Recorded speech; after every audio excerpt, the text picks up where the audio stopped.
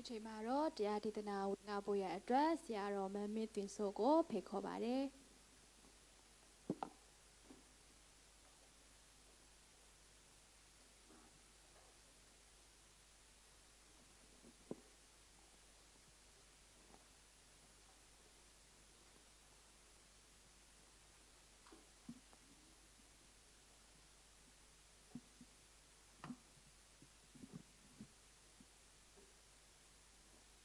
မမကူပါနဲ့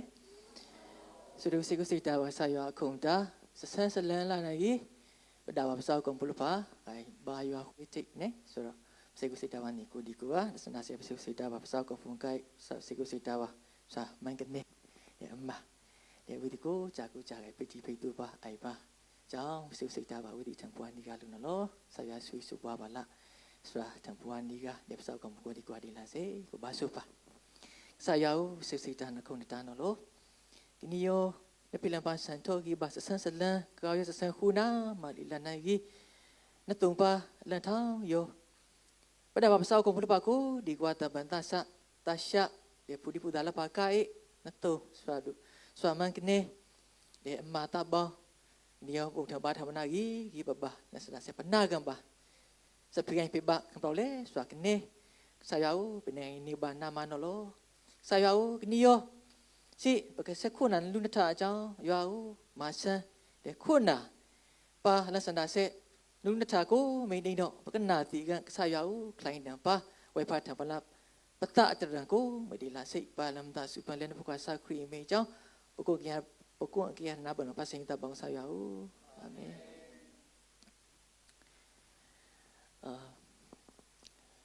ကျွန်တော်ရန်ကုန်ကိုစရောက်တာ2000ခုနှစ်အဲ့2000စရောက်တဲ့အချိန်မှာနာတော့ကကုဆရာကနေသူနဲ့ကျွန်တော်တခါမှစကားမပြောဘူးပါဘူးလို့နော်သူတို့တွေကိုကျွန်တော်ကျန်းစာအကြောင်းသားတွေကလေးစားအားကြရတဲ့သူတွေပါလို့ဒါတကယ်ကျွန်တော်အမှန်တိုင်းပြောပြရစီလို့နော်အဲ့ကျွန်တော်ကျန်းစာအကြောင်းစတက်တဲ့အချိန်မှာကျွန်တော် Brighton မှာ Fisherman ဆိုတာရှိပါတယ်သူတို့အဖွဲ့ကတချင်းအရန်ကိုသူတို့ရဲ့အခွေတွေထွက်တယ်တင်ဆရာနော်အရန်ကောင်းဓမ္မတချင်းတွေလည်းသူတို့ထွက်ကျွန်တော်တို့ကအကျဉ်းစာကြောင်းစတဲ့တော့သူတို့အရန်အားကြရတယ်တကယ်ဆိုရင်နော်ဆရာအခြားအပိုင်းတွေတော့ကျွန်တော်သိမသိဘူးဆရာဒါကကျွန်တော်ပြောတာကျွန်တော်တို့ရဲ့ကျွန်တော် live မှာဆရာနဲ့ကျန်းစာကြောင်းတက်တော့ကျွန်တော်တခါမှစကားမပြောဘူးဒါပေမဲ့ကျွန်တော်ဆရာနဲ့အတူနော်ဆရာတို့ fisherman အဖွဲ့ကိုကျွန်တော်ကောင်းကောင်းလေးစားအားကြခဲ့ရတယ်ကျွန်တော်တို့ရဲ့ idol လို့ပြောလို့ရပါတယ်လို့နော်ဆိုတော့အဲ့တချင်းတွေနဲ့ကျွန်တော်ကြည်ပြင်းခဲ့တယ်တချင်းတွေအများကြီးကျန်းစာကြောင်းပါဆိုဆရာတို့တချင်းတွေပဲကျွန်တော်ဆိုခဲ့ကြတာဆရာတို့သိပါတယ်နော်ကျွန်တော်ဆရာတော်မန်ဂျူဘလီပြောတဲ့ဟာလေးကိုကျွန်တော်သတိရတယ်ကျွန်တော်တခါမမေ့ဘူးသူတရားဟောတိုင်းမှာတဲ့ဆရာကနေကိုတချင်းတစ်ပုတ်ရေးခိုင်းတယ်တဲ့ဆိုတော့သူတရားဟောခြင်းနဲ့ဆရာတချင်းနဲ့ပေါ့သူကအမြဲသွားတယ်တဲ့ကျွန်တော်တခါမှမေ့ဘူးဆရာဆိုတာကဆရာကိုဖျားခင်သုံးခဲ့တာကြာပါပြီလို့နော်ဆရာကိုပြောမပြောင်းလဲခင်ကတည်းကဆရာကိုဖျားခင်ကအသုံးပြုခဲ့တာပါဒါပေမဲ့ဆရာကအဝဲဖြစ်လာတဲ့အခါမှာဆရာကိုပို့ပြီးဖျားခင်ပို့ပြီးသုံးနိုင်တယ်လို့ကျွန်တော်ကိုယ်တိုင်အဲ့လိုပဲခံယူပါတယ်ဆရာနော်ဖြစ်ကျွန်တော်အားလုံးလဲဒါလေးကိုကျွန်တော်တို့ခင်ကြရအောင်လို့ဖျားခင်လူတိုင်းကိုသုံးနိုင်ပါတယ်ကျွန်တော်ကိုအသုံးပြုပါလို့ကျမကိုအသုံးပြုပါလို့ပြောဖို့တော့လိုအပ်တယ်နော်ကျွန်တော်အဲ့လိုပဲနားလေပါတယ်လို့နော်ဆိုတော့ဒီနေ့ဆရာကနေနဲ့ပတ်သက်လို့ပေါ့နော်ဒါကျွန်တော်နည်းနည်းကျန်းစာကြောင်းအောင်ပြီးမှပဲသူနဲ့စကားနည်းနည်းပါပြောဖြစ်တယ်တကယ်တော့ကျွန်တော်တို့ကျန်းစာကြောင်းသားတွေနဲ့ Brighton မှာရှိတဲ့လူငယ်တွေကသူတို့ကျွန်တော်တို့အဲ့လိုပဲမနော်မော်ကြည့်ရတယ်တကယ်ပြောတာပါဆရာမော်ကြည့်ရတယ်လေးစားရတယ်အဲ့လိုလေးနဲ့ကျွန်တော်ကြည်ပြင်းခဲ့ပါတယ်လို့ဆရာနော်ဒါကျွန်တော်အမှန်တကယ်ပြောတာပါဆရာ thank you ပါ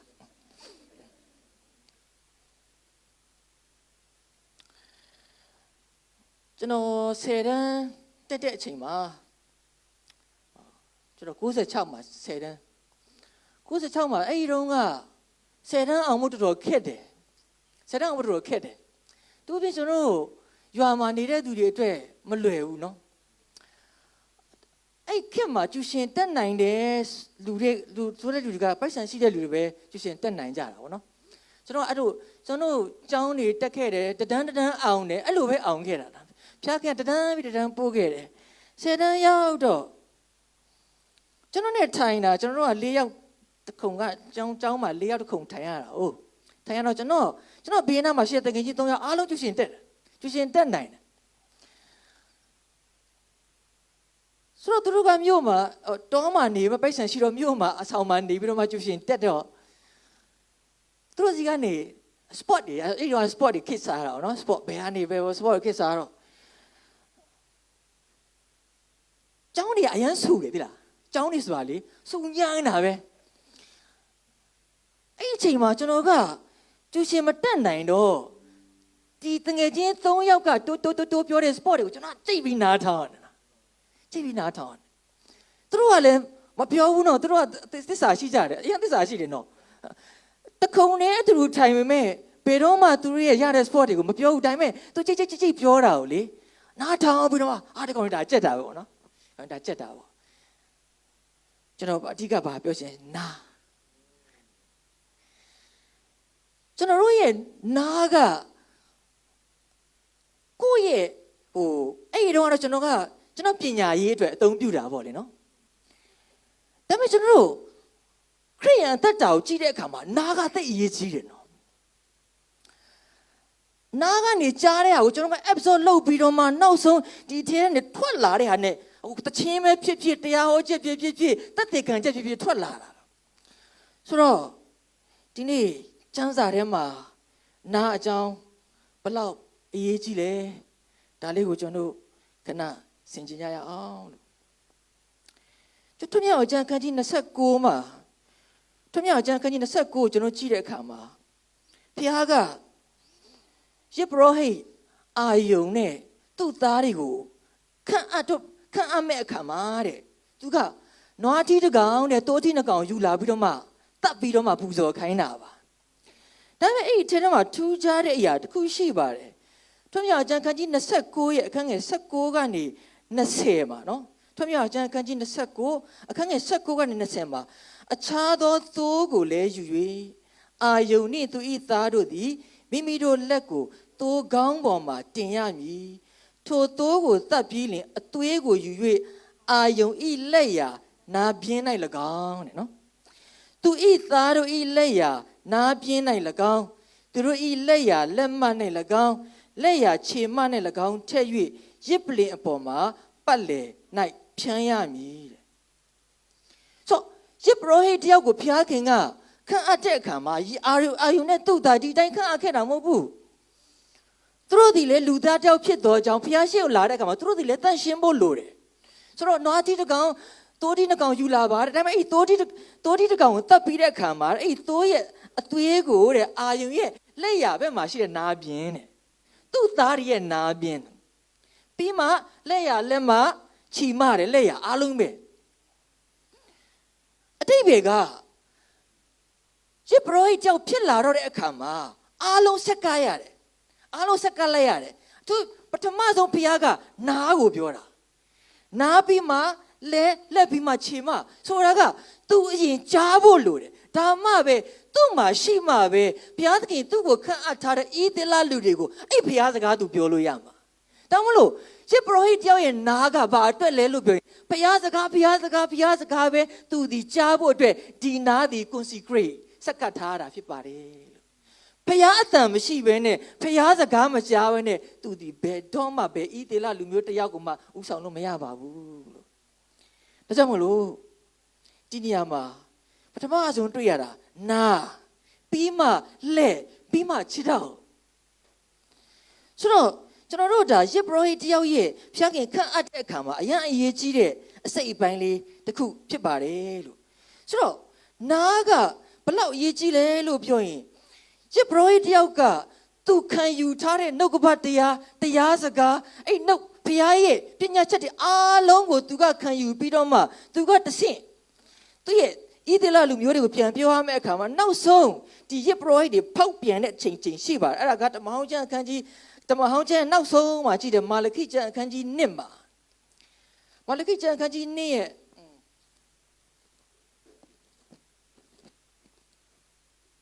မာလခိကျမ်းအခန်းကြီး2အခန်းငယ်9ကနေကျွန်တော်ကိုအထိလောက်ဖတ်ပြရစီလို့မာလခိကျမ်းအခန်းကြီး2အခန်းငယ်9ကနေကိုယစ်ဘရဟိနှခမ်းသည်ပညာကိုစောင့်ရမည်သူ၏နှုတ်၌လူတို့သည်တရားတော်ကိုရှာရကြမည်အကြောင်းမူကားသူသည်ကောင်းကင်ဘုရားရှင်ထာဝရဘုရားဆေလွတ်တော်မူသောတမန်ဖြစ်ယစ်ဘရဟိပါဇက်ထဲကနေထွက်လာမှာတရားတဲ့တရားဆိုတာက तू ကိုယ်တိုင်မှမခံယူတိုင်းရင် तू ပါဇက်ထဲကပါထွက်မလဲသူ့ထဲကသူ့နှလုံးသားထဲမှာ तू ဖြစ်ထားတဲ့အရာတွေကတရားစကားမှမဟုတ်ဘူးဆိုရင်အဲ့တရားစကားနဲ့မှမဟုတ်ဘူးဆိုရင်ဘယ်လူမျိုးကမှ तू ဘလို့မှထိန်းလို့မရဘူးပညာနဲ့ထိန်းလို့မရဘူးဉာဏ်နဲ့ထိန်းလို့ဘလောက် management တတ်ပါလူတစ်ယောက်ကမရဘူးအဲ့တရားစကားနဲ့တဲ့ဤတိလလူမျိုးတွေကိုထိန်းရမယ့်အချိန်ဖြစ်တယ်ဘာကြောင့်လဲလို့ပြောရင်တဲ့ဒီယေဘရဟိကတဲ့ဘုရားသခင်ဆေလွတ်တော်တမန်ဖြစ်အင်္ဂလိပ်ကျမ်းစာထဲမှာတော့ he is the messenger of the Lord ကျွန်တော်အားလုံး messenger သုံးကြတယ်နော် messenger လို့ပြောတဲ့အခါမှာသူကတရားစကားကိုပြန်ဝေမျှမှာသူ့မှာမရှိရင်ဘာပြောမလဲလို့ဒါပေမဲ့ဒီမှာလကိကျမ်းရောက်လာတဲ့အခါမှာဒီယေဘရဟိကဖောက်ပြန်လာတဲ့အခါမှာအခန်းငယ်8မှာတင်တော်မူကလမ်းလွဲကြပြီလူများတို့သည်တရားတော်ကိုထိမိ၍လဲစေခြင်းကပြုကြပြီးလေဝိအမျိုးနှင့်ဖွဲ့သောပဋိညာဉ်ကိုဖျက်ပြီးမှကောင်းကင်ဘုရားရှင်ထာဝရဘုရားမိန့်တော်မူသည်တို့ဖြစ်၍တင်တို့သည်ငါလမ်းတို့ကိုမလိုက်တရားအမှုတွင်လူမျက်နာကိုထောက်သောကြောင့်လူခတ်သိမ်းတို့သည်တင်တို့ကိုမထီမဲ့မြင်ပြု၍ရှုံချစေခြင်းကငါပြုမင်းငါကိုမမယိုသေးတာငါလည်းမင်းကိုယိုသေးစရာအကြောင်းမရှိဘူးတဲ့အတိတ်ကယေဘရဟိတယောက်ရဲ့ life ကသူကိုယ်တိုင်တရားစကားကိုနာခံပြီးတော့မှသူကိုယ်တိုင်အထက်ထဲမှာခြေဖြတ်ထားဖို့လိုတယ်သူကိုယ်တိုင်ခြေညက်ထားပြီးတော့အစာချိန်ခြေညက်ထားပြီးတဲ့အခါကျမှသူ့ရဲ့လူတွေကိုပြန်ပြီးတော့မှပြောရမယ့်အချိန်မှာဒီယေဘရဟိဖောက်လွဲဖောက်ပြန်တော့ကြောင်းဘယ်တော့မှအဲ့ဒီရဲ့အကျိုးဆက်ကဘာလဲလို့ပြောရင်သူ့နားမှာရှိတဲ့လူတွေသူ့ဘေးနားမှာရှိတဲ့လူဘလို့မှကောင်းကြီးမဖြစ်ပါဘူးဆိုတော့ဒီနေရာမှာကျွန်တော်ယေဘရဟိတယောက်ကိုခန့်အပ်တဲ့အခါမှာဘုရားခင်ကဘာဖြစ်လို့တိုးရဲ့အသွေးနဲ့လက်ရနာပြင်းကိုတုတ်ခိုင်းလဲလို့ပြောအပ်လိုက်တာမင်းရဲ့နာကိုငါ့ကိုပေးလိုက်ပါမင်းရဲ့လက်ကိုလေငါ့ကိုပေးလိုက်ပါမင်းရဲ့ခြေထောက်ငါ့ကိုပေးလိုက်ပါငါမင်းအကောင်းအသုံးပြုခြင်းနဲ့မင်းကိုငါအသုံးပြုတင်သောကြောင့်မင်းကိုမင်းဆက်ကပ်လိုက်ရင်ငါမင်းကိုသုံးလို့ရတယ်လို့ဘုရားခင်ကယေဘရဟိတွေကိုပြောတာဖြစ်ပါတယ်ဒါပေမဲ့တောက်လျှောက်မှာယေဘရဟိတွေရဲ့ဖောက်ပြန်ပျက်စီးခြင်းကိုကျွန်တော်ကျမ်းစာအထဲမှာတွေ့ရပါတယ်ဆိုတော့ဒီနေ့ကျွန်တော်ယေဘရဟိလို့ပြောတဲ့အခါမှာဒါကဆရာတွေပဲလို့ကျွန်တော်ထင်ထားကြပါတယ်လို့မဟုတ်ပါဘူးလို့နော်ကျွန်တော်တစ်ပေအခန်းကြီး1ကိုကတကြည့်ကြရအောင်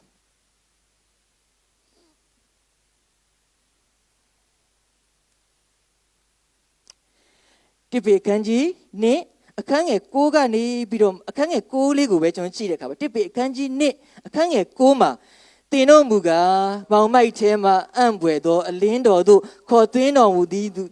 ဂုံကျေးဇူးများကိုဖော်ပြစေခြင်းကရွေးချယ်တော်မူသောအမျိုးဖြစ်၏မင်းစည်းစိမ်ရှိသောယေဘရဟိမျိုးတန်ရှင်းသောလူမျိုးပိုင်ထိုက်တော်မူသောအပေါင်းအသင်ဖြစ်ကြတယ်ကျွန်တော်တို့ကအရင်ကအပြစ်သားပါလို့ဒါပေမဲ့သခင်ယေရှုခရစ်တော်အားဖြင့်ကျွန်တော်တို့ကကယ်တင်ခြင်းရပြီးတော့မှဖခင်သားသမီးဖြစ်လာတဲ့အခါမှာအမောင်ထဲကနေပြီးတော့မှအလင်းကိုရောက်လာတယ်ဆိုတော့အဲ့အလင်းကိုရောက်လာတဲ့အခါမှာဖခင်ကကျွန်တော်တို့ကိုမင်းစည်းစိမ်ရှိသောယေဘရဟိမျိုးလားယေဘရဟိလို့ပြောတဲ့အခါမှာဆရာကြီးပဲပြောတာမဟုတ်ဘူးဆရာကနေပဲပြောတာမဟုတ်ဘူးကျွန်တော်အားလုံးယေဘရဟိဆိုတာက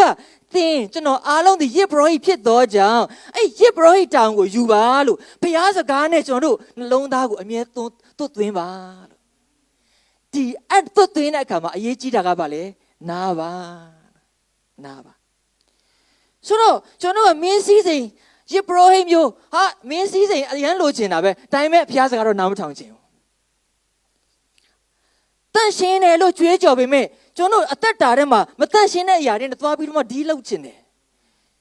ဘုရားပိုင်တယ်ဘုရားအရန်တန်ဖိုးထားတဲ့အရာသိပေမဲ့ကျွန်တော်တို့ကကိုမှတန်ဖိုးမထားတာဒါမှမဟုတ်ကျွန်တော်တို့ ကျန်တဲ့အပတ်ကကျွန်တော်တို့ယုံကြည်သူတွေကိုခရစ်တော်ကရွှေနဲ့ငွေနဲ့ရွေးခဲ့တာမဟုတ်ဘူးတဲ့အသွေးအပြစ်မဲ့တဲ့အသွေးနဲ့ရွေးခဲ့တယ်ဆိုပြီးတော့ကျွန်တော်ကျန်တဲ့အပတ်ကပြောပြီးပြီကျွန်တော်ဘွားကအလောက်တန်ဖိုးကြီးပါတယ်ဆိုတော့အလောက်တန်ဖိုးကြီးတဲ့အသက်တာကတဲ့ဘာဖြစ်ဖို့အတွက်လဲလို့ပြောရင်တင်တို့ကိုတဲ့တင်တို့မူကမောင်မိုက်ထဲမှာအံ့ဘွယ်သောအလင်းတော်သို့ခေါ်သွင်းတော်မူသောသူဤဂုံကျေးဇူးများကိုဖော်ပြဖို့တဲ့ကျွန်တော်ပါဇက်ထဲကထွက်လာတာလောကအကြောင်းနဲ့မဟုတ်ရပါဘူးကျွန်တော်ကိုရွေးချယ်ပြီးတော့မှလောကထဲမှာရည်ရွယ်ချက်ရှိရှိထားတဲ့ဖခင်ရဲ့ကျေးဇူးပြုခြင်းကိန်းတာအားလုံးကိုနေ့ရက်ချင်းစီတိုင်းမှာထွက်ရမှာဖြစ်ပါတယ်အဲ့ဒါယုံကြည်သူတိုင်းရဲ့တာဝန်ဖြစ်ပါတယ်လို့ချစ်တော်တင်သူတင်သားများ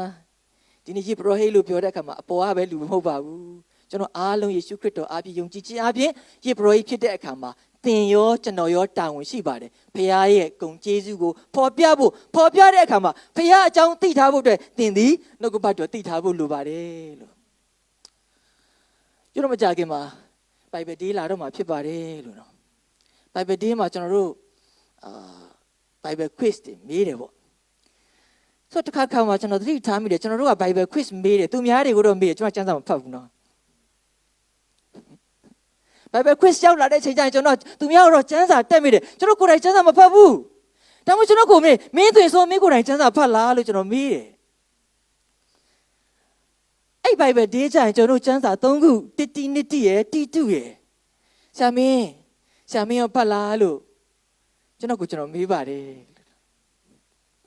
ခါကျွန်တော်တို့ကကိုယ်တိုင်လေ့ကျက်မှုမရှိဘဲနဲ့သူတစ်ပါးကိုလေ့ကျက်စေခြင်းနဲ့အမားဟာကျွန်တော်ဘာသာရေးမှာတိတ်ကြီးမားတဲ့အမားဖြစ်ပါတယ်လို့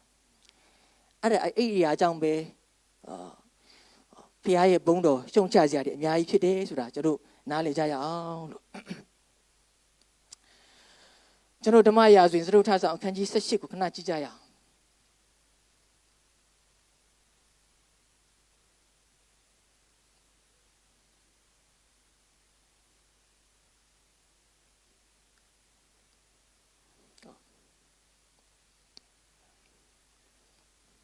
sorry no ဓမ္မရာဇဝင်တတိယဆောင်အခန်းကြီး18ဓမ္မရာဇဝင်တတိယဆောင်ဖြစ်ပါတယ်ဆိုတော့ကျွန်တော်ဓမ္မရာဇဝင်တတိယဆောင်နဲ့စတုထဆောင်ကကျွန်တော်ကျမ်းစာအုပ်မှာတစ်ဆောင်စီဖြစ်ပါတယ်လို့ဒါပေမဲ့မူရင်းကျမ်းထဲမှာသူကတအုပ်သေးပါပဲလို့တအုပ်သေးပဲဆိုတော့ဓမ္မရာဇဝင်တတိယဆောင်နဲ့စတုထဆောင်ရဲ့ခေတ်ကာလအပိုင်း6ကျုံကြည့်တဲ့အခါမှာအနှစ်300ရှိတယ်တဲ့အနှစ်300အဲ့အနှစ်300ရှိတဲ့အထက်တန်းမှာနိုင်ငံရေးကဘလို့မှမကောင်းတဲ့နိုင်ငံရေးသူများတက်ရင်ကိုကအဲ့တက်တဲ့လူကိုဖြုတ်ချပြီးတော့မှကိုကမင်းတက်လို့တာအဲ့ဒါကျမ်းစာထဲမှာကျွန်တော်မမြင်ဘူးဖတ်ကြည့်လိုက်ခုကျွန်တော်နိုင်ငံနဲ့အတူတူပဲဆိုတော့ကျွန်တော်ကအခုဘယ်နှစ်ပဲရှိသေးလဲအမအနှစ်300ကဲတော့ဓမ္မရာဇဝင်တတိယဆိုစတုထဆိုကျွန်တော်ဖတ်တဲ့အခါမှာသမိုင်းကိုပြောတာမဟုတ်ဘူးဖခင်ရဲ့လူမျိုးတော်ရဲ့ဖောက်ပြန်တဲ့အရာကိုသူကမှတ်တမ်းတင်ထားတာဆိုတော့ကတစ်ချိန်လုံးက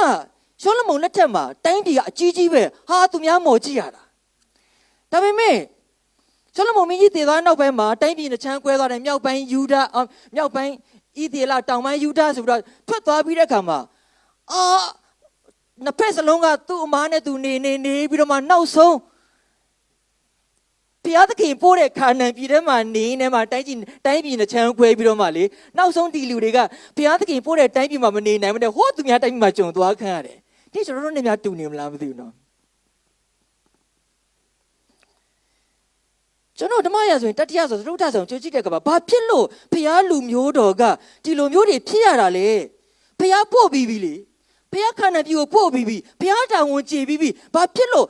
အဲ့ဒီဘုရားပို့တဲ့နေရာမှာရောက်ပြီးတော့မှအမောက်အမဖြစ်ရလဲလို့ခေါ်ဆိုကြည့်တဲ့အခါမှာမာရွေးနဲ့ကိုးကွယ်မှုကြောင့်ပါ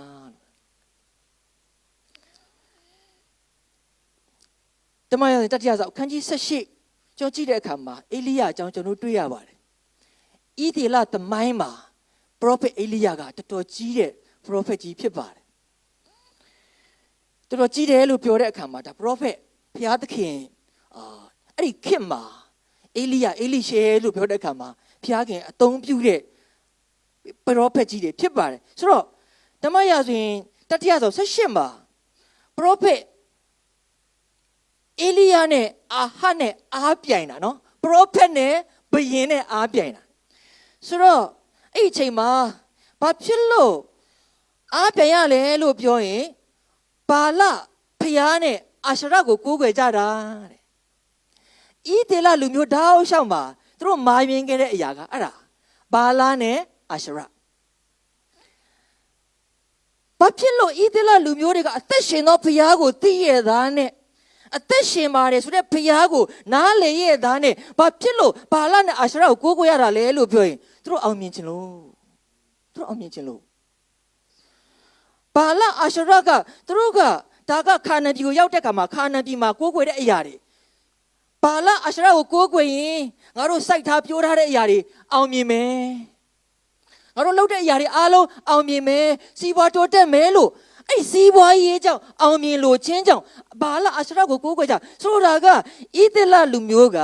အခုပြည်ကနေသူတို့ကိုထုတ်ဆောင်ခဲ့တဲ့ဖျားကိုသူတို့ကဗမာပဲထားခဲ့တဲကန်ထဲမှာထားခဲ့တာခါနပြည်ရောက်တဲ့အခါမှာအဲ့ခါနပြည်ရဲ့ဖျားဖြစ်တဲ့ဘာလနဲ့အာရှရကိုကောင်းကောင်းကိုးကွယ်တာအဲ့ဒီအရာကြောင့်ဒီတိုင်းပြည်ဟာစိတ်မွာနဲ့နောက်ဆုံးဘာဖြစ်သွားလဲလို့ပြောရင်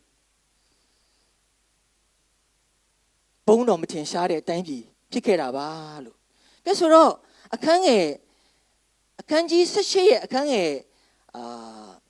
19မှာ18တော့19မှာနော်အာဟတ်ဒီအေလိယကိုကြိုးဆိုအံ့သောငါသွား၍တွေ့မြင်သောအခါတင်သည်ဤသေလအမျိုးကိုနှောက်ယှက်တော်သူမန္တလောဟုမေးလင်အေလိယက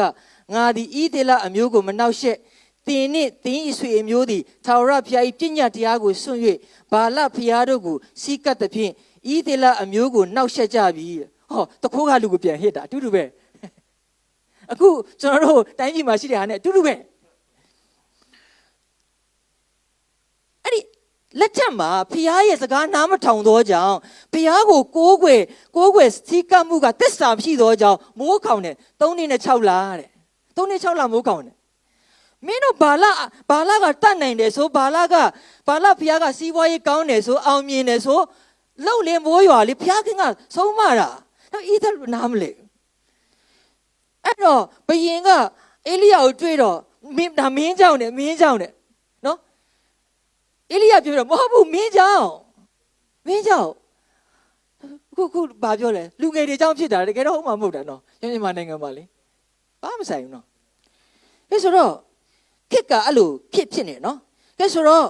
အခန်းငယ်19မှာတို့ရာတွင်လူကိုဆေလွတ်၍ဤသလအမျိုးသားအပေါင်းတို့ကို၎င်း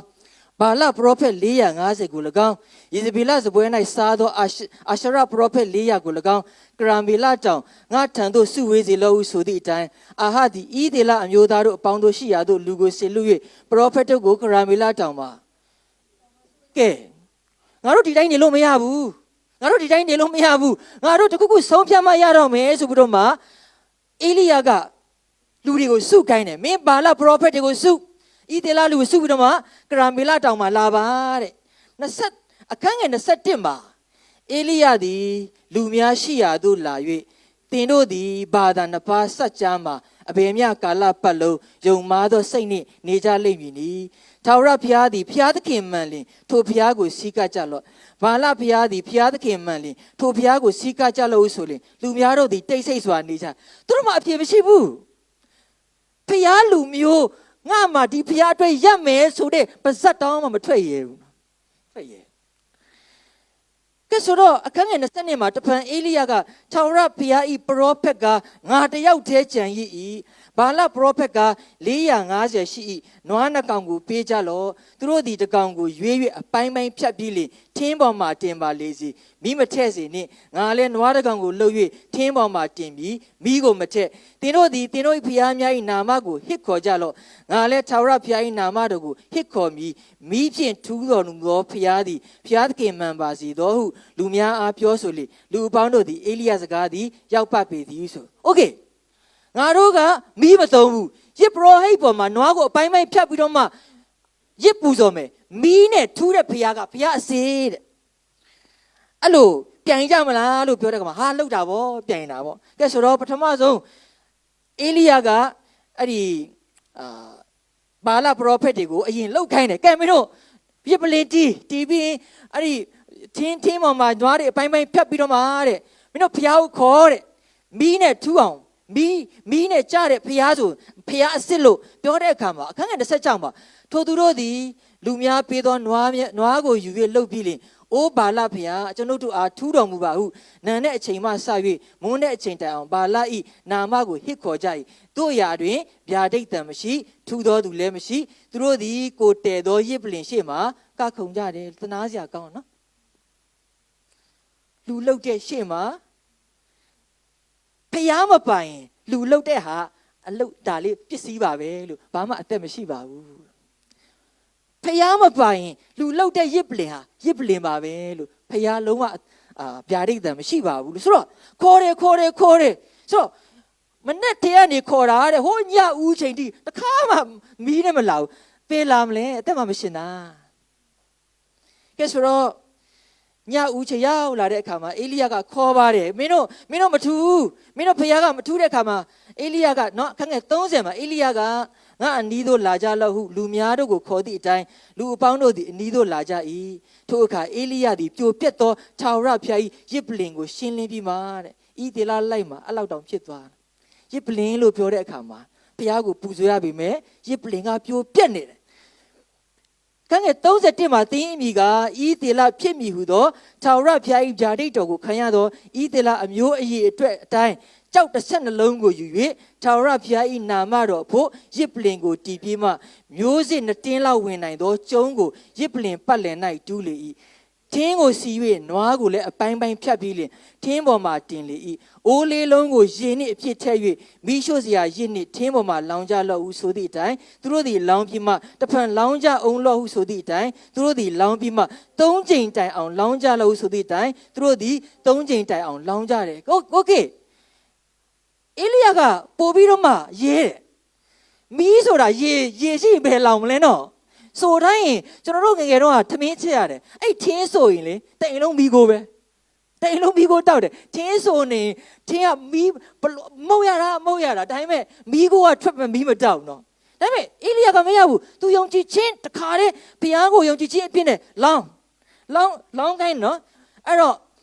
35မှာရေသည်ရစ်ပလင်ပတ်လည်၌စီး၍ကျုံးသည်လည်းရေနှင့်ပြည့်လေ၏ညဥ်ရန်ရစ်ပူဇော်ချိန်ရောက်သောအခါပရောဖက်အေလိယသည်ချင်းလာ၍အာဗြဟံဣဇက်ဤဒေလာတို့၏ဖျားခင်ထာဝရဘုရားကိုတော်သည်ဤဒေလာအမျိုး၏ဖျားဖြစ်တော်မူကြောင်းကို၎င်းကျွန်ုပ်သည်ကိုတော်ကျွန်ဖြစ်၍အမိန့်တော်အတိုင်းဤမှုအလုံးစုံကိုပြုတော်မူကြောင်းကို၎င်းယနေ့သိကြပါစေသော။အိုထာဝရဘုရားကိုတော်သည်ထာဝရအရှင်ဘုရားသခင်ဖြစ်တော်မူကြောင်းကို၎င်းဤလူတို့ကိုစိတ်တော်ပြောင်းလဲစေတော်မူကြောင်းကို၎င်းသူတို့သည်သိစေခြင်းကကျွန်ုပ်စကားကိုနားထောင်တော်မူပါဟုဆုတောင်းလေ၏ထိုအခါထာဝရဘုရား၏မိသည်ကြသည်ဖြင့်မိရှို့ရာအစရှိသောထင်းကြောက်မြေမုတ်ကိုလောင်၍ကျုံး၌ရှိသောရေကိုလည်းခန်းချောက်စေ၏လူပေါင်းတို့သည်မြင်လင်ပြောက်၍ထာဝရဘုရားသည်ဘုရားသခင်ဖြစ်တော်မူ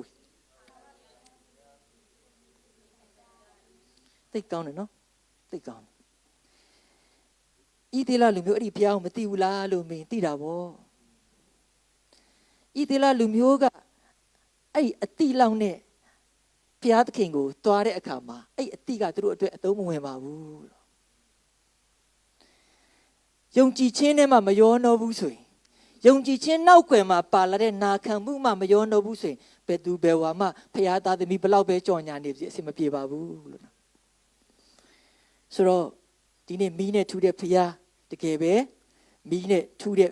အခါမှာလူတွေအားလုံးကပါခုနတို့ကပါဇက်ပိတ်နေတဲ့လူတွေဟာဘုရားကနော်ဗလဲထာဝရဘုရားသည်တဲ့ဘုရားသခင်ဖြစ်တယ်တဲ့ဟုတ်လားအခုမှထွက်လာတာဆိုတော့ဒီနေရာမှာကျွန်တော်တို့နားလည်ရမယ့်အရာကဘုရားကိုဖောက်ပြန်တဲ့အချိန်တိုင်းမှာ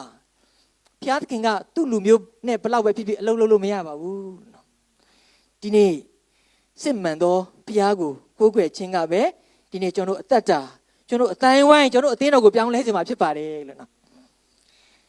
ကဲဆိုတော့ အဲ့ဒါမီးနဲ့ထူးလဲပြီးရောခုနကတော့ဒီအေလိယကအားလုံးခုနကတော့ဒီဘာလပရောဖက်အားလုံးတတ်တဲ့အခါမှာခုနကတော့ဘယင်အာဟရဲ့မိန်းမယဇေဘေလကကြာတော့โอเคပရောဖက်တွေကိုတတ်ရင်လည်းမင်းကိုလည်းပြန်တတ်မယ်လို့ကျင်းတဲ့အခါမှာအေလိယထွက်ပြေးတယ်သူသိပြီလေဖခင်ကမီးနဲ့ထူးတဲ့ဖခင်အသက်ရှင်သောဖခင်သူသိတယ်ဒါပေမဲ့လေလူဆိုတာကြောက်တတ်တော့သူအသက်အန္တရာယ်ဖြစ်တဲ့အခါမှာယေဇဗေလကသူ့ကိုတတ်မယ်လို့ပြောတဲ့အခါမှာထွက်ပြေးတော့ဘလို့ပြေးလဲလို့ပြောရင်เนาะကျွန်တော်တို့ဒါကျမ်းစာဖတ်ကြည့်အောင်အခန်းငယ်ဓမ္မရာဇဝင်တတိယဆောင်အခန်းကြီး19ရဲ့အခန်းငယ်3မှာထိုအခါအေလိယသည်ကြောက်သဖြင့်ထ၍အသက်လွတ်အောင်ယူဒခရိုင်ဗေရရှေဘမြို့သို့သွား၏ထိုမြို့၌ကျွန်ကိုထားခဲ့၍သူကိုယ်တိုင်တောသို့တစ်နှစ်ခရီးသွားပြီးလေရတန်ပင်အောက်၌ရောက်၍ထိုင်လေ၏ထိုအခါကိုယ်အသက်သေးရမည်အကြောင်းဆုတောင်းလျက်အိုးထာဝရဘုရားယခုတန်ပါ၏ကျွန်ုပ်အသက်ကိုသိမ်းယူတော်မူပါကျွန်ုပ်သည်ဘိုးဘေးတို့ထက်သာ၍မကောင်းပါတလောက်ဘုရားအလုံးလောက်ခဲ့တာနော်တအုပ်နဲ့တယောက်ရက်ခဲ့တဲ့လူပရိုဖက်ကြီးဒါပေမဲ့သူ့အသက်အန္တရာယ်ကြုံလာတဲ့ခါမှာ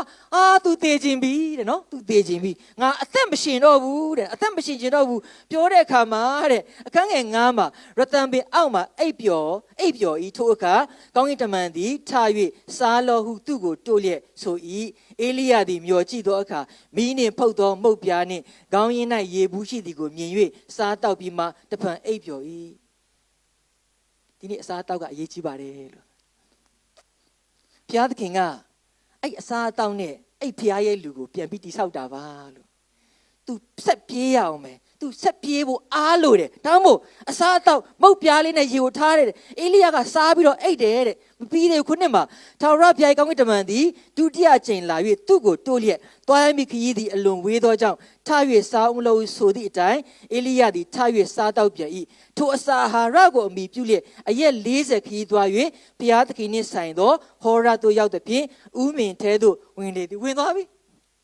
ဥမင်ထဲမှာဝင်သွားပြီ तू ကသွားပုံးတာတကယ်ဆိုရင်အဲ့နေရာကိုရောက်ဖို့အတွက်အရက်40သွားရမယ်ဆိုတော့ तू အားရှိမှရမယ်ဘုရားခင်ကသိတယ်ဘုရားခင်ဒီသားကိုအဆုံးရှုံးမခံပါဘူးလို့နော်ဘုရားခင်သုံးလို့ရတဲ့သားကို तू မရမကသုံးပါဦးမယ်ဆိုတော့ဟောရကိုရောက်ပြီးတော့မှဂူထဲဝင်ပြေးတယ်တဲ့နော်ဂူထဲဝင်ပြေးတဲ့အခါမှာဘုရားသခင်ကမေးပါတယ်အခန်းငယ်9မှာဥမင်ထဲသို့ဝင်၍နေဤထာဝရဘုရား၏နှုတ်ကပတ်တော်ရောက်လာသည်ကအေလိယသင်သည်ဤရ၌အဘယ်သို့ပြုလျက်နေသည်နည်းဟုမေးတော်မူမင်းပါလုပ်နေလေ SPKC မှာရှိသောအသင်းတင်သားများဒီနေရာမှာကျွန်တော်လာပြီးတော့မှဘာလုပ်နေလဲလို့မင်းကျွန်တော်မှအဖြေရှိသလားလို့အေလိယကလည်းကျွန်ုပ်ဒီကောင်းကင်ဘုရားရှင်ထာဝရဘုရားပဲ့၌အလွန်စိတ်အားကြီးပါပြီအကြောင်းမူကားဤသလအမျိုးသားတို့ဒီကိုရောဤပဋိညာဉ်တရားကိုစွန့်ပြီးလင်ကိုရောဤပလင်များကိုဖြိုဖျက်၍ကိုရောဤပရောဖက်များကိုဓာနှင့်တတ်ကြပါပြီကျွန်ုပ်တယောက်တည်းကြံ၍ကျွန်ုပ်အသက်ကိုပင်တတ်ခြင်းကရှာကြပါသည်ဟုလျှောက်အိုအေလိယကွန်ပလိန်တက်တာငါတယောက်တည်းကြံရင်ခဲ့တယ်ဟိုကတအုပ်ကြီးငါတို့မှအသက်အန္တရာယ်နဲ့ဆုံနေပြီလို့ဘုရားကိုကွန်ပလိန်တက်တဲ့အခါမှာလာပါပြီလို့30မှာနှုတ်ကပတ်တော်ကလည်းထွက်လော့ထာဝရဘုရားရှေ့တောင်ပေါ်မှာရပ်နေလော့ထာဝရဘုရားလျှောက်သွားမည်ဟုမိန်တော်မူ၏ထိုအခါအာကြီးသောလေပြင်းသည်တောင်ထိပ်တို့ကိုခွဲ၍ထာဝရဘုရားရှေ့တော်၌ကြောက်တို့ကိုချိုးဖက်၏တို့ရာတွင်ထာဝရဘုရားသည်လေ၌ရှိတော်မမူလေနောက်မှာမြေလှုပ်ခြင်းရှိ၏တို့ရာတွင်ထာဝရဘုရားသည်မြေလှုပ်ခြင်း၌လည်းရှိတော်မမူမြေလှုပ်ခြင်းနောက်မှာမီးရှိ၏တို့ရာတွင်ထာဝရဘုရားသည်မီး၌လည်းရှိတော်မူမီးနောက်မှာဖြင်းညင်းသောအသံရှိ၏ထိုအသံကိုအေလိယကြားလျင်ဒီကျွန်တော်ကျမ်းစာရမ်းတဲ့သဘောကြတယ်ထိုအသံကိုအေလိယသည်ကြားလျင်မျက်နာကိုဝတ်လုံနှင့်ဖုံးအုပ်လျက်ထွက်၍ဥမင်ဝတ်၌ရပ်နေ၏အေလိယအတွက်အဲ့ဒီအချိန်မှာလိုအပ်တာအော်ဝရတကောနဲ့မိတ်လက္ခဏာတွေမဟုတ်တော့ပါဘူးလို့ तू မီးနဲ့ပြခဲ့တာ तू တွေ့ပြီးဘုရားခင်ထူးတာ तू ပြပြီးအဲ့ဒီအချိန်မှာအေလိယဘာလို့လဲဘုရားခင်သိပါတယ်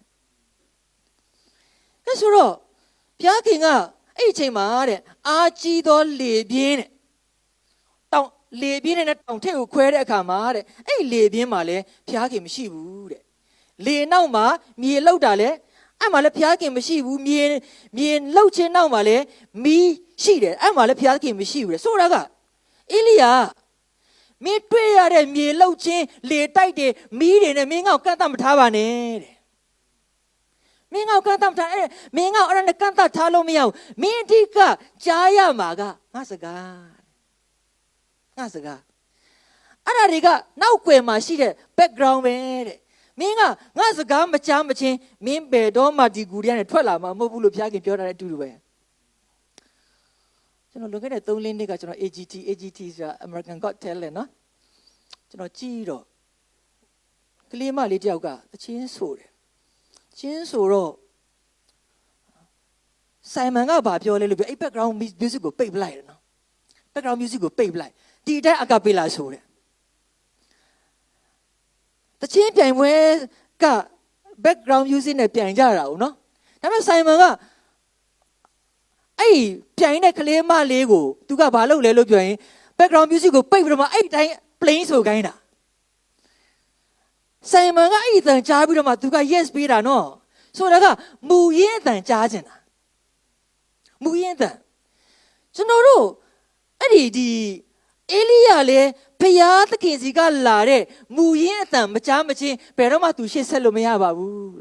ဘလောက်ပဲမြေလှုပ်ဘလောက်ပဲလေတိုက်ဘလောက်ပဲမိအဲ့ဒါတွေကအပေါ်ရန်အရာတွေအဲ့နောက်ွယ်မှာရှိတဲ့ဖျားစကားကဘလောက်ပဲဖြင်းညင်းမစေ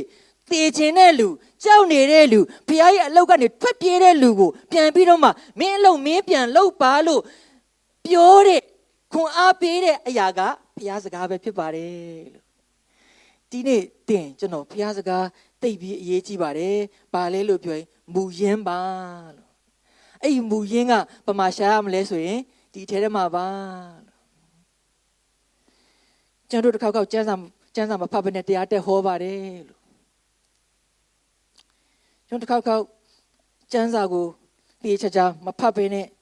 ကျွန်တော်ဝေမျှကြပါတယ်လို့ယစ်ပရောဟိတ်လိုက်မှာသူကိုယ်တိုင်မှဒီဖျားစကားကိုမကျင်ညက်ထားဘူးဆိုရင်သူထွက်လာတဲ့အရာတွေကဘာတွေထွက်လာမလဲဆိုတာဒါကျွန်တော်စဉ်းစားကြရအောင်လို့ဒီနေ့အေလိယကဖျားရဲ့ဖြင်းညင်းတဲ့အတန်ကြားတဲ့အခါမှာတဲ့မျက်နာကိုဝတ်လုံနဲ့ဖုံးအုပ်ပြီးတော့မှထွက်၍ဥမင်ဝ၌ရပ်တယ်တဲ့ထိုအခါအေလိယတင်ဒီဤရ၌အဘယ်သို့ပြုလျက်နေသည်နည်းဟုအတန်လာတယ်အေလိယ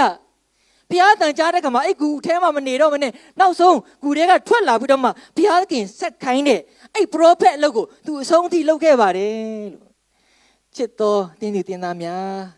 ဒီနေ့ကျွန်တော်ယုံကြည်သူ live မှာခက်ခဲတဲ့အရာတွေအများကြီးရှိပါတယ်ခုနကဆရာကနေပြောပြပါပြီလို့ခက်ခဲတဲ့အခါမှာကျွန်တော်တို့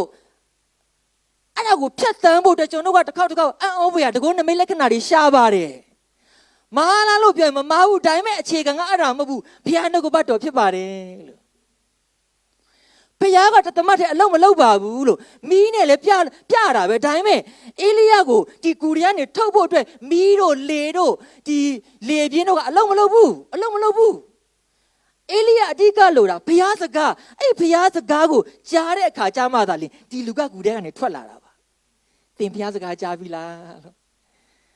ဆရာတောက်ကပြောပါတယ်မင်းတို့ကဘုရားစကားဘုရားကငါ့ကိုတခါမှမဖွင့်ပြမပြောနဲ့မင်းတို့ကျမ်းစာကိုပိတ်တိုင်းဘုရားသခင်ဘယ်လိုဖွင့်ပြမလဲဘိုင်ဘယ်ဒေးနီးလာပါပြီလို့ကျွန်တော်ကျမ်းစာကိုမှန်ဖတ်ပါရဲ့လားလို့လက်ညှိုးလေးထောင်ကြရအောင်ကျမ်းစာမှန်ဖတ်တော်သူများကျွန်တော်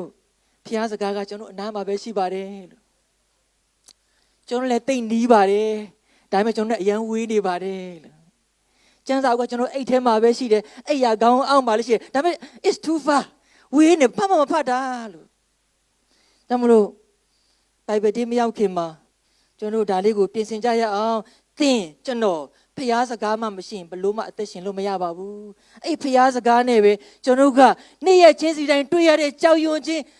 သေခြင်းအကုန်လုံးတော့သေခြင်းတာတွေအားလုံးအေလိယကအားလုံးတွေ့ကြုံခဲ့ရတာကြောက်စရာတွေအားလုံးကိုဘာနဲ့ပဲသူထွက်လာရဲလို့ပြောရင်အဲ့ဖျားရဲ့ဖြင်းညင်းသောအတန်ဖြင်းညင်းပဲ very powerful တဲ့ဖြင်းညင်းပဲ very powerful ဒါမှမလို့သင်အဲ့လိုမရဘူးဆိုရင်ဘာလို့လဲ Facebook ထိုင်မကြည့်ပါနဲ့လို့ကျမ်းစာဖတ်လိုက်ပါနော်တခါကကျွန်တော်အိတ်ချင်ဖုန်းကြည့်တော့မလားဖုန်းကြည့်တော့ဖုန်းကလောက်ကနေပြုတ်ကြတော့အိတ်ကြလေမလုံနဲ့နော်အဲ့လိုလေးတခါကလည်းအဲ့ဒါလေးအသိအစင်မပြေဘူးနော်ကျွန်တော်ကျမ်းစာဖတ်ရအောင်ဘာကြောင့်လဲလို့ပြောရင်ကျွန်တော်မူရင်းအတန်ကြားဖို့လိုပါတယ်မူရင်းဟာကျွန်တော်အတွက်သိပြီးအရေးကြီးပါတယ်လို့နော်ကျွန်တော်ဒီလာမဲ့ဒီတတိယပတ်မှာโอเคတတိယပတ်မှာကျွန်တော်တို့Bible quiz လုပ်မဲ့အခါမှာကျွန်တော်တီတုကိုကျွန်တော်တို့ Bible quiz လုပ်မှာဖြစ်တဲ့အခါမှာနှစ်တိအခန်းကြီး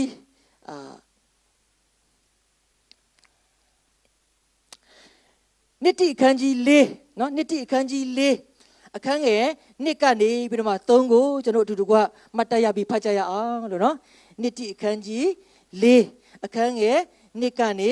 3အထိကိုအတူဖတ်ကြရအောင်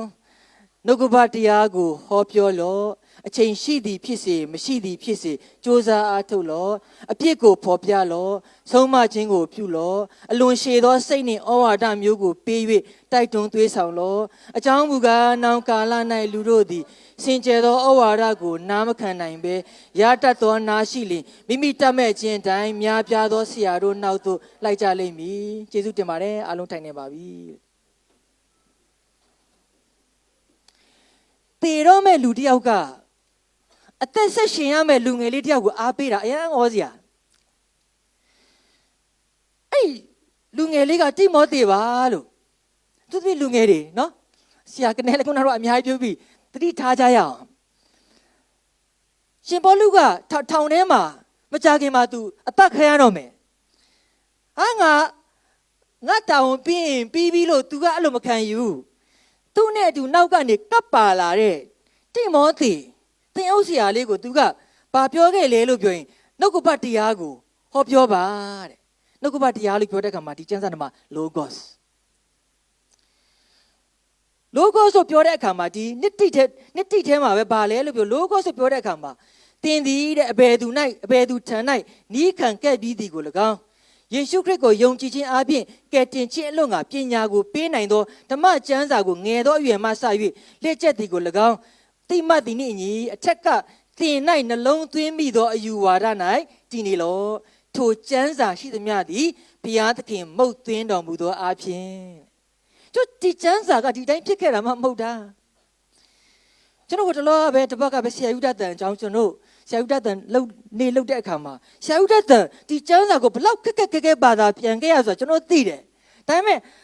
ငါတို့သိခဲ့တာပဲကျမ်းစာဖတ်မယ်လို့ပြောရင်ဘယ်နည်းခံလဲတရက်ပဲခံတယ်နော်အမှန်ကြီးပြောလို့မဟုတ်ကြရမတင်နဲ့နော်ဆရာကနေနော်နှုတ်ကပတ်တရားကိုစ조사ပြီးဟောပါတဲ့အချိန်ရှိမရှိစ조사ပြီးဟောပါတဲ့ဟောတဲ့အခါမှာအပြစ်ကိုဖော်ပြပါတဲ့ခုနကရစ်ပရောဟိတ်တွေကိုဖျားခဲ့ရွေးတဲ့အခါမှာနော်မင်းစည်းစိမ်ရှိသောရစ်ပရောဟိတ်မျိုးလို့ပြောတဲ့အခါမှာအတိကကိုအမောင်ထဲကနေအလင်းကိုခေါ်သွင်းတဲ့ဖျားရဲ့ဂုံကျေးဇူးကိုဖော်ပြဖို့တဲ့အတိကကျွန်တော်လူတယောက်ယုံကြည်သူတယောက်ရဲ့အသက်ရှင်ခြင်းကဖျားအကြောင်းပြောဖို့ပါလို့ခါကျွန်တော်ပြောတဲ့အကြောင်းအရာလောကအကြောင်းအရာများပါတယ်လို့ဒါကိုကျွန်တော်ပြန်ပြီးဆင်ခြင်ကြရအောင်နော်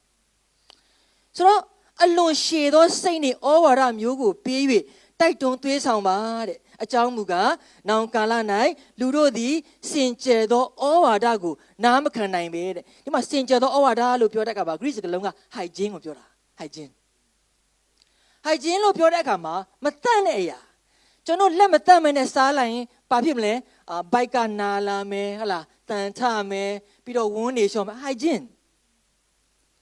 တကောက်ကျွန်တော်ကစားကောင်းတဲ့အရာစားကောင်းအရသာရှိတဲ့အရာတိုင်းဟာလေကျမ်းမာရေးမကောင်းဘူးနော်အရသာမရှိမဲ့ခါတဲ့အရာတွေကလည်းကျမ်းမာရေးကောင်းတဲ့အရာတွေဖြစ်နေတတ်တယ်နှုတ်ကပတရားကဒီတိုင်းပဲဆိုတော့ဒီမှာမင်းတို့တွေကတဲ့စင်ကြယ်သောဩဝါဒကိုနားမခံနိုင်ပဲရားတတ်သောနားရှိလင်မိမိတတ်မဲ့ခြင်းအတိုင်းများပြားသောဆရာတို့နောက်လိုက်ကြလိမ့်မယ်တဲ့ဒီမှာမိမိတတ်မဲ့ခြင်းလို့ပြောတဲ့အခါမှာဖိုင်အောက်ကိုပြောတာဒီဆရာတယောက်နားထောင်တယ်မကြိုက်ဘူးဆိုရင်ပုံနာတယ်နော်အဲ့တော့ဆရာကြာလိုက်အပုံကြီးဖြစ်လာတယ်ကိုကဟိုအောက်မှာဖြစ်သွားတာနော်